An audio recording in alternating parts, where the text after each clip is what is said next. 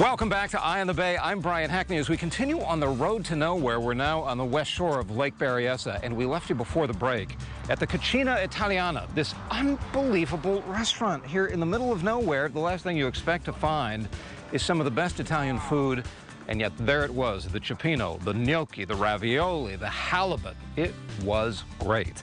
And remember, this community is all centered around what used to be just a creek, now is a lake. And in 1958, the dam went in and a tiny town was drowned, as we've already mentioned, the town of Monticello.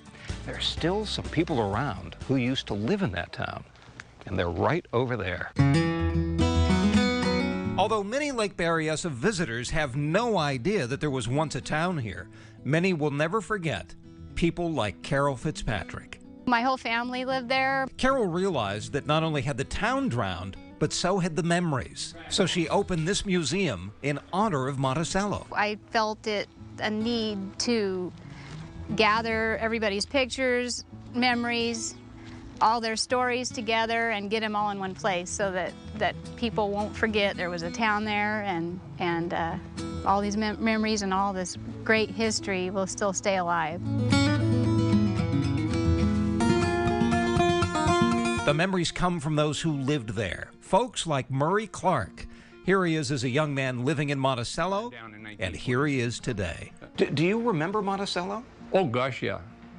Yeah, I lived there till I was 26 years old. What was Monticello like? Paradise. Really? Yeah, it was a great place. There was no law. You could do anything you was big enough to do. And it was just a great place to live and to raise a family.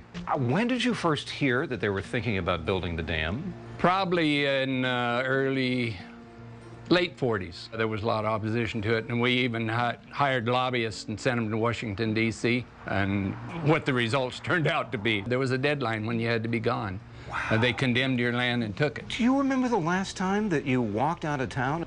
You know, I left there in probably early 1956, and I never come back till after the lake was full. What did you think the first time you saw it?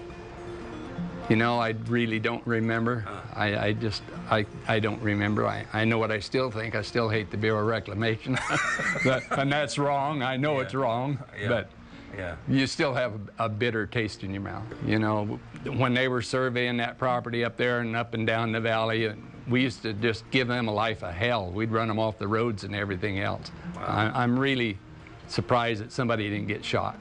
The resentment was that high. Well, I can imagine. You know, they're going to come in and drown your town. Yeah. Ironically, the one piece of Monticello that was saved had already expired in a way. The Monticello Cemetery was physically moved and resettled on safe ground, just down the street from where the museum sits today. And with